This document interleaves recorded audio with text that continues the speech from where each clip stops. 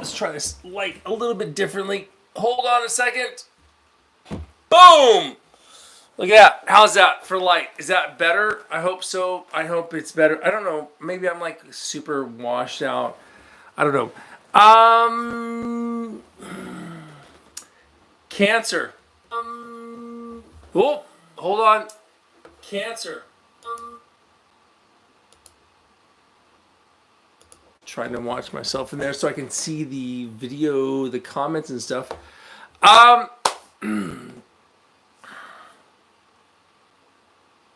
Today marks 6 years for the passing of my friend Frank Olivares, and I just want to talk about that a little bit. So Frank was my first student in Oklahoma and my first school, and he came in class 1, day 1, and day 1, day 2, day every day. Frank was always there. Now, I'm going to tell you, Frank he came in, and I use this all the time. I'm like, hey, grown-ups, warm up. Like, get yourself going. Because Frank didn't do his warm-up one day, and guess what? We were doing a little footwork drill, and it was a little like, boom, spring, and go. And he blew out his Achilles tendon. Crazy part is we had 2 doctors in the class with us, and they're like, oh, this is what happens. So that was pretty interesting. But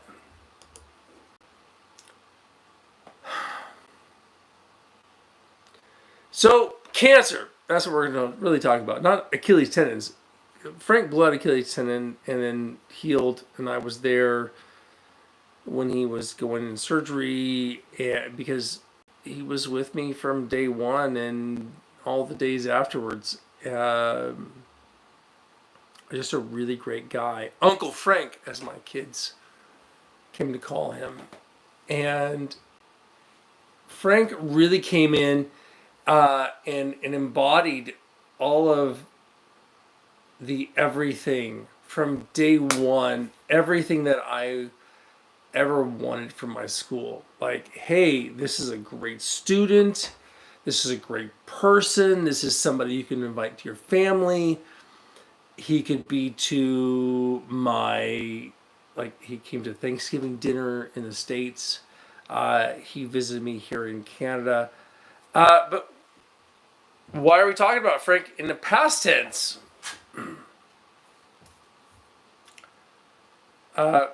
6 years ago, Frank left us. His family, Frank had pancreatic cancer. He had surgery, and then he had chemo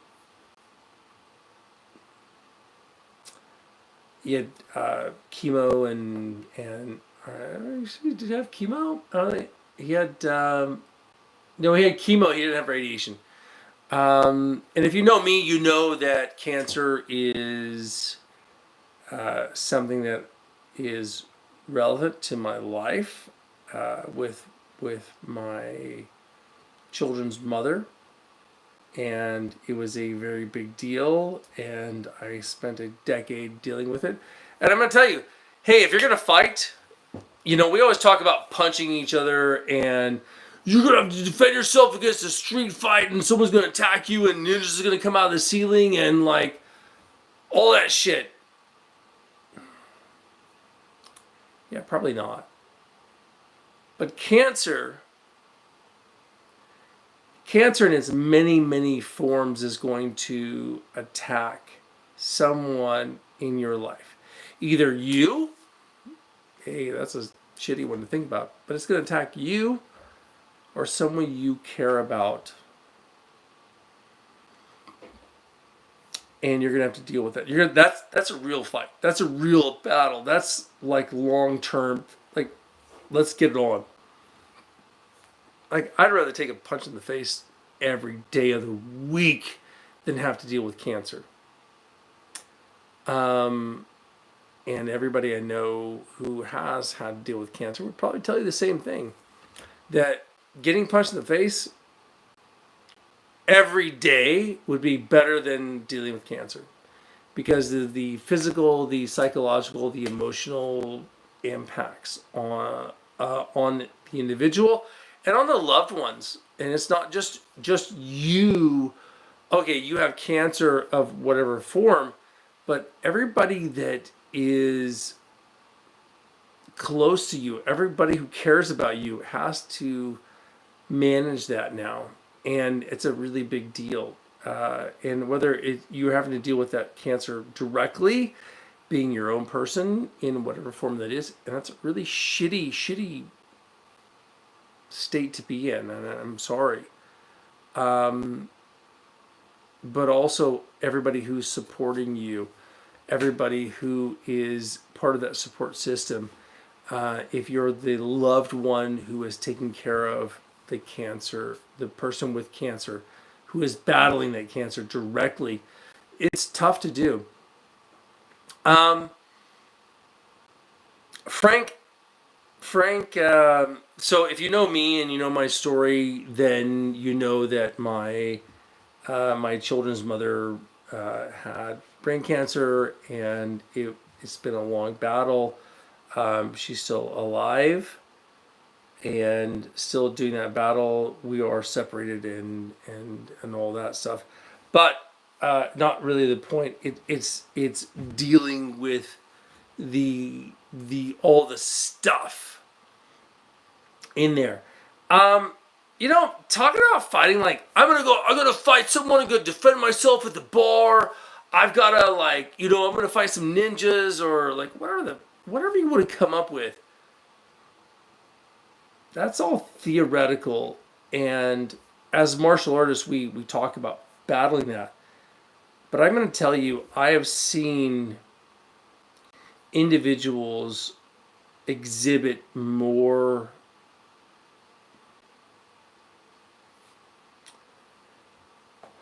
power, more of themselves, more whatever,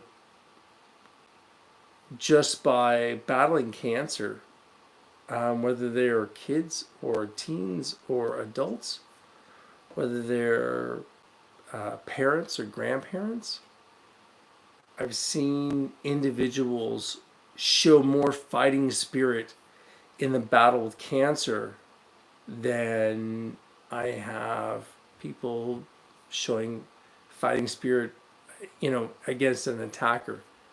It's also something that we're going to more likely have to deal with.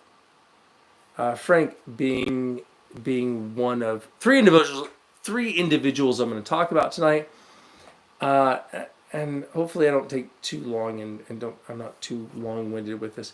But so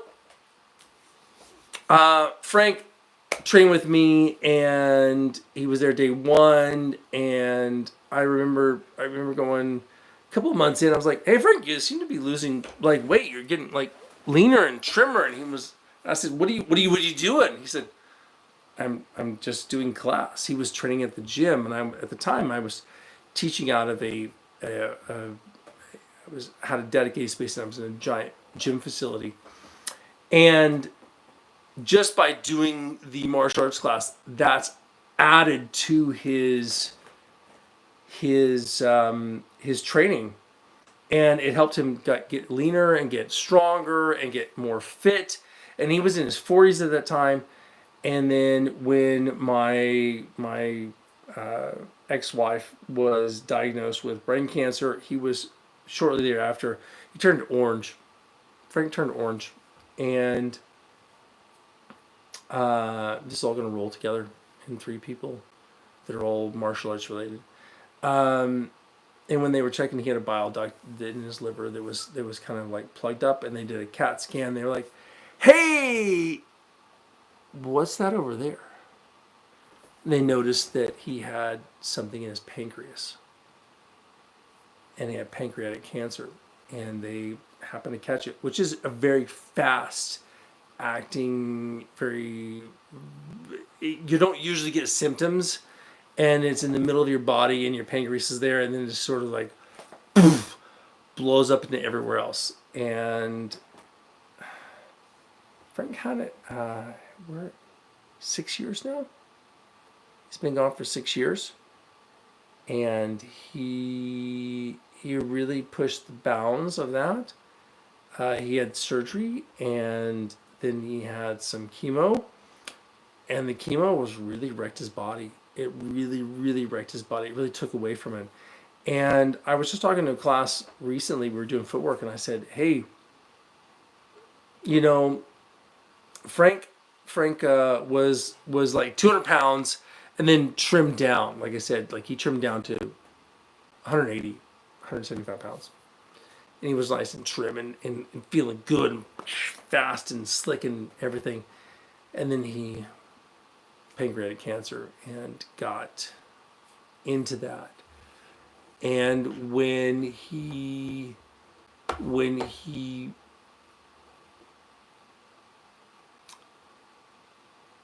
got a little bit more into it and post surgery and was in the chemo, it really kind of like knocked him. And physically, like chemo is a battle. Chemo is not you trying to survive cancer. It's you surviving chemo, because chemo is killing you and the cancer, and you're trying to survive that. And he was able to do it. He went from about 180 to I'm ballparking this one, but it's not too far off. He went to about 120, 115 pounds. And he looked from about 50. Frank was around 50 at the time, to about 90. He looked old. He looked like an old man. Now here's something interesting. He came up to visit me a couple of times after his surgery and after doing chemo and throughout, and he came up to visit, and he would join a class up here. Frank jumped into a class, and Frank is sitting there. He's in his 50s. He's had pancreatic cancer. He's had chemo. He's had all this, like everything is against him. He's like, I'm diminished as a person, and we're doing footwork, and he's in a class with like guys who were young and fast and strong, and man, they could go. They could give it. He moved better than they did, because his movement was better than theirs, because the simplicity was there. Boom, boom. Everything was there. His refinement was there. He'd been doing footwork for years and years and years with me. You know, he trained with me when I was in Oklahoma. He trained with me when I came back. And then he was training on his own. And even after surgery and chemo and losing because of the chemo of like, and the battling of against his cancer, all of that stuff. And hi, I'm 180, 185 pounds. Yeah. And now I'm 130, 125, 120 pounds. And he's emaciated and just lost everything, and then slowly gaining back up, but still moving like geriatric old. For him, still fast. But I'm going to really point out that as martial artists, we talk about fighting other people, and we talk about battling other people.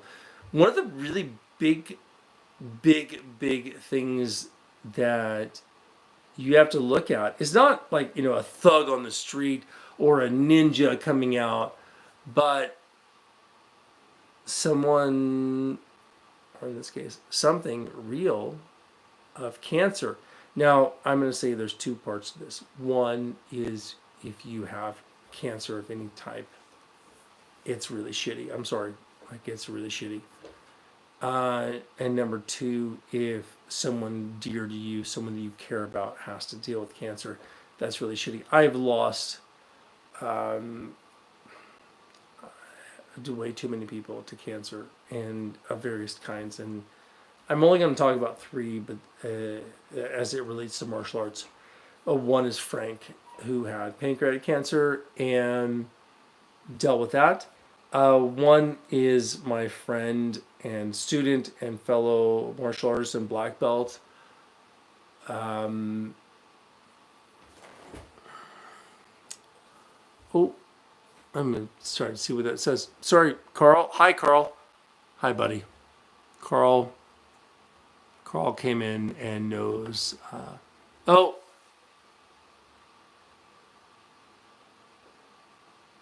yeah. Um,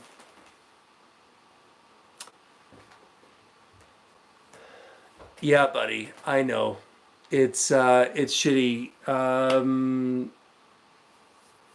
to have come in and deal with that. Uh, Carl just commented on this live stream, and Carl came in. I think about the same time as almost the same time. You were like a couple of classes after. Um, after after Frank. I mean, Frank was there day one. Um, I think you were there like the like couple of weeks afterwards. But that's kind of the really cool part is like, hey, I have a martial brother. 2 weeks?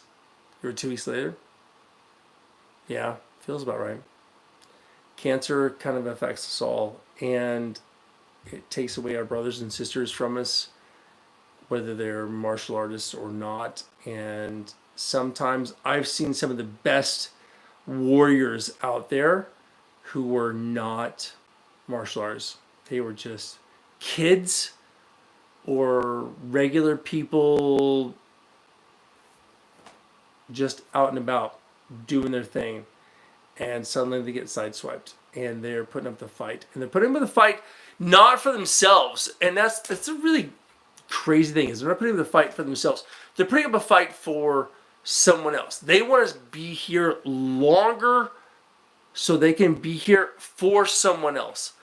And yeah, and Carl's wife Jane was battling cancer, and it almost took her.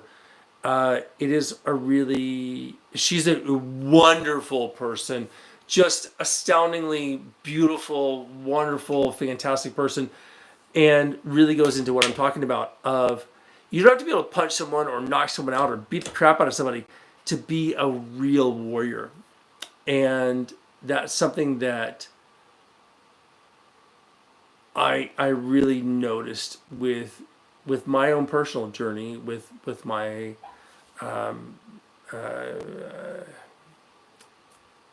my children's mother. I won't say more about that. Well, that's a different world entirely. But Frank dealing with his with Jane with Carl's wife Jane dealing with it. But I'm also talking about with, ironically, with a friend of mine, Michael Lill, who was a doctor and a oncologist, and he was a bone marrow cancer doctor, and one of the people that I reached out to, and I learned so much from Michael. And while I taught him a lot of as a senior guy, and I was there for Michael. It's interesting. The Dune movies are out, and he really referenced some of the Dune stuff of like fear is the mind killer with his black belt and coming up through with Ed Monahan. But I learned so much by being his senior, brother, and by helping him get his black belt and by being there for his black belt. And then he had colon cancer, which is what ended up killing him. And man, an oncologist having cancer is like a different world. I don't even know, but he was always upbeat. When my children's mother when she was first diagnosed, when Catherine was diagnosed. He was one of the experts that I reached out to immediately because he was an oncologist and he understood that world and really helped me out. And then I remember talking to him. We were messaging back and forth, and he had visited. He's originally from Australia, and they visited Australia, and then he went back, and then we were texting back and forth, and then he died because just shit went sideways on him, like that. I had an instructor, Vince, who also had cancer, and I think that's something to go into, like battling. I've seen kids who were 6 years old battling as warriors to overcome this opponent of cancer. It's inside their own body. But I've also seen people who are really capable, who can throw down, like they could kick your ass. But cancer is inside your own body, and sometimes even with modern medicine, it can't overcome that. And I'm really doing this because it's 6 years, and Frank, his family took him off life support 6 years ago, and I started this at 9 o'clock because he did it at 9 o'clock. And Frank liked Peronis, actually. This is a Trans Canada, but I didn't want to go to the store and get a Peroni, so Frank would have drank this anyway. Also, right over here, this is a sunroom. Frank has been in my house many times, even though this is in Canada and he was in Oklahoma. He was in my home in Oklahoma. He was, and you know what? The other two people. So Michael Lill, I was in his home many times, and with Vince, with Vince Anthony, I was in his home, and I was invited in their home. So the martial arts family is really, really, really important. Cheers. Cheers to my Marshall family who is gone. There's 3 Marshall brothers who are gone from me, and they have all 3 been massively big impacts on me as an individual and as a martial artist, but I would say more importantly as an individual. So cheers to them.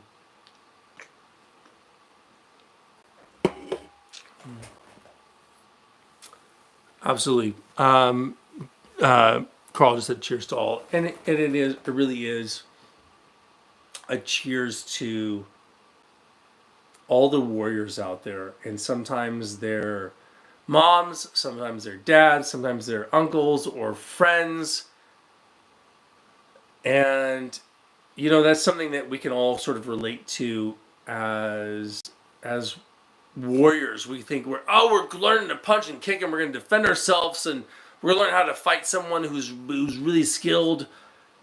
But really, the more common adversary that is going to come up in our lives is cancer or some other sort of illness. And I'm going to tell you, man, it's shit.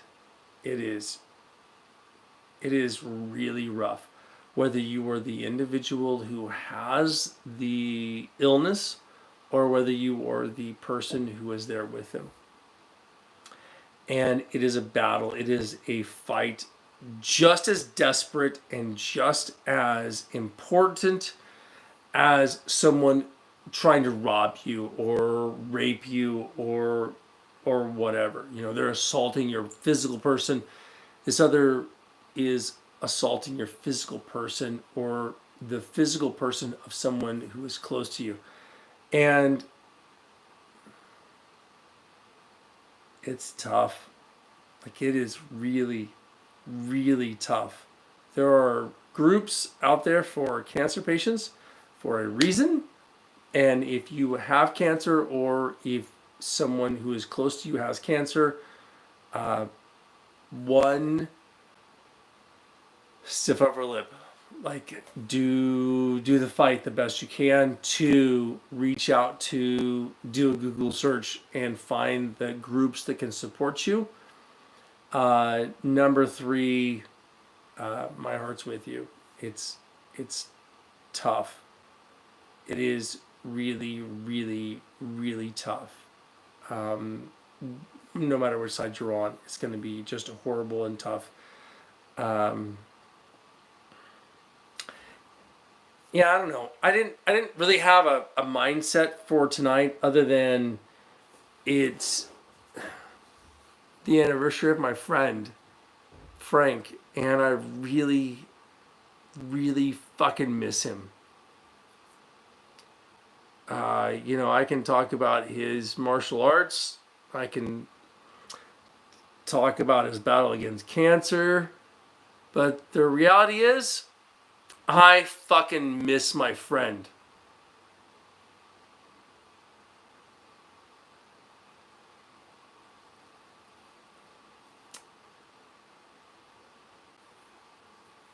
So, if you have a friend or a loved one, my 2 cents is to tell them you care about them. Tell them you love them. Tell them they're important. Tell them all that shit. Because, and like, this is like, hey, dude, guys, especially guys, all can't tell another guy that I think he's important. Yeah, you can.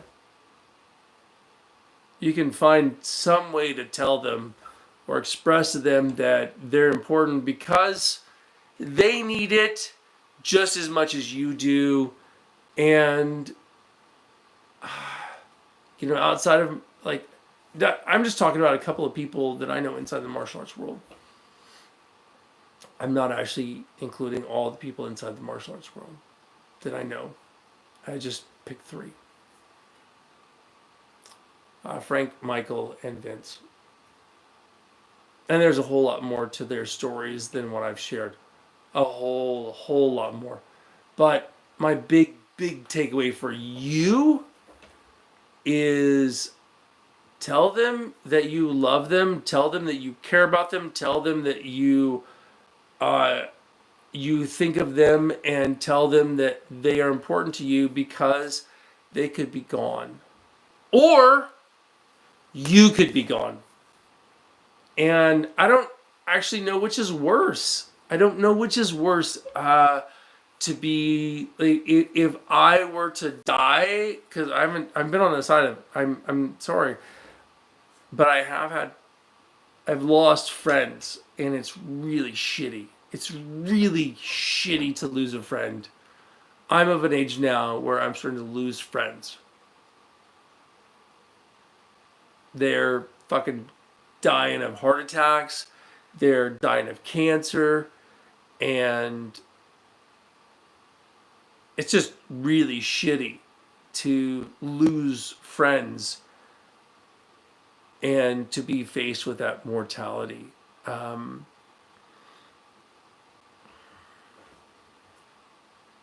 Tell them you care. Maybe a punch in the face is the way how you tell me, hey, that's how I care. I love you so much. I love you so much. Possibly. I gotta say, I have some martial brothers that we have punched and kicked each other a lot. And I could literally get on the phone with them and say, I need you right now. And they would be there for me. So whatever your training is, and I'm not doing Jeet Kune Do, I'm not doing Kung Fu. Who gives a shit about that stuff? There's things that are more important beyond a style or martial arts or whatever. And I think that's really what I want to do, because martial arts might have brought me and Frank together, along with other people who who knew him. But you know what? My kids didn't do martial arts with Frank. But my kids were, it was Uncle Frank. And he was important to them, and they were important to him. And I know for a fact he was important to other people. And I know for a fact that my friend Michael Lill was important. I know for a fact that Vince was important. Those things are more important. Those supersede your jab or your front snap kick. Who gives a shit? And sometimes the battle is way more than someone attacking you physically. Sometimes it's your own body attacking you. So that's it anyway. I've got more stuff coming up. This weekend is not so heavy, but I just want to share this because it was the anniversary of my friend. And my friend was my friend. And all of my friends are my friends. And even if I don't speak to them all regularly, I hope they all know and feel that they were important to me, and that our time together was important to me, and that was something in there.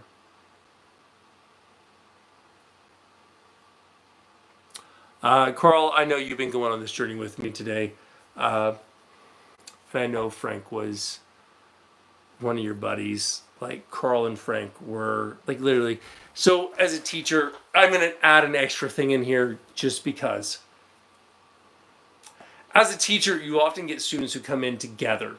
And you sort of like, and they get kind of mixed up. Carl and Frank were those. They don't look the same. They don't act the same. They don't talk the same. Nothing the same. But because they came in relatively the same, and because they were just really great people.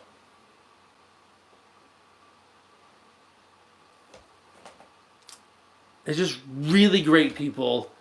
Sometimes you get it jumbled up in your head. You know, as a parent, I've got 2 kids. There's a boy and a girl. Like, sometimes I get them mixed up. I've called my daughter Elliot and then my son Quinn because it happens. Part of that's my own brain. This is so augmented and amplified with students, and I'm very apologetic. I've got 2 students right now. One is a 16-year-old named Khalil, and a 30-something-year-old named Nimesh. Nimesh is an Indian guy who looks and reminds me, his essence reminds me of my friend Khalil that I know and train with and in Los Angeles. And so it just, like, my brain just cannot deal with it. And Nimesh is like, see, if I don't even bother with it, like, you just say it, I don't even worry about it anymore. I think that I often would confuse Frank and Carl in class. I'm pretty sure, Carl, did I call you Frank more than a few times? And I'm pretty sure I called Frank Carl more than a few times. But that's because you came at the same time. And because you had such a warm... Carl just said yes. But the reality is, because both of these individuals came in around the same time, and they had such a warm quality to their person that it was easy to intermingle them. And they're just wonderful people. And I've had other instructors come in too. I've had other senior students come in and teach at my school. And the one thing that has always, always, always been said about my students, not like they're such the most amazing athletes. They're they can kick everybody's ass. No. You know what's been said about my students every single time from every person, whether they be one of my senior students coming in to visit or an instructor coming in to visit, whoever it is coming in and interacting with my students and martial artists from outside, they've always said one singular thing. My students are great. They are amazing people.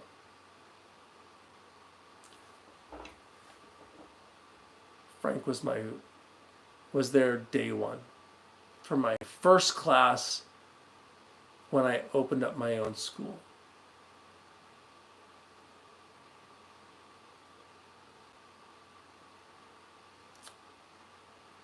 Michael Lill, the fellow black belt, I trained him. I helped coach him up for his black belt test. Quoted in his written exam some of the Dune dialogue stuff, the Dune philosophy, the original, not the remake.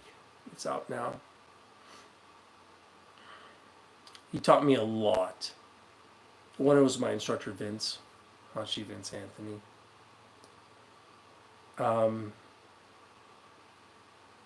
The individual and the individual battling cancer is always going to be different. Whether you are a 50th degree black belt in super duper whatever, or never done anything, a warrior spirit is always a warrior spirit. And to you,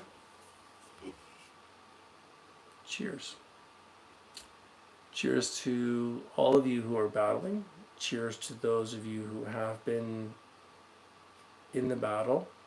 Cheers to you who have been supporting those who are going through that traumatic event and helping them. So cheers to all of you. And remembrance to... Side note. So at Michael Lill's house, we did a 12-week course, something like that, with Jerry Petit. And Jerry had a liver transplant. You shouldn't drink beer.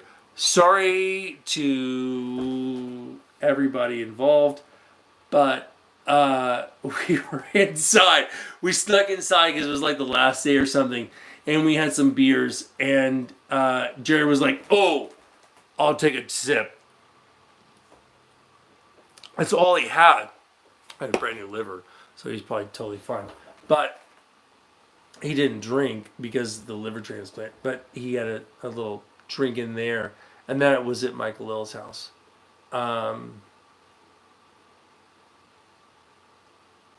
Hey, check out crazy cool stuff I'm going to do later. I won't be so heavily morbid and in there, but I do think it's really important to address and face some of the real issues that we as people are going to face, not just like make-believe ninjas coming out of the freaking ceiling and shit, but like, you could have cancer, you could have something else. There's a lot of ailments out there that afflict us as people, and you can do that. So to all of you, my friends, be strong, be well, and my love to you. All right. Bye, everybody. Maybe.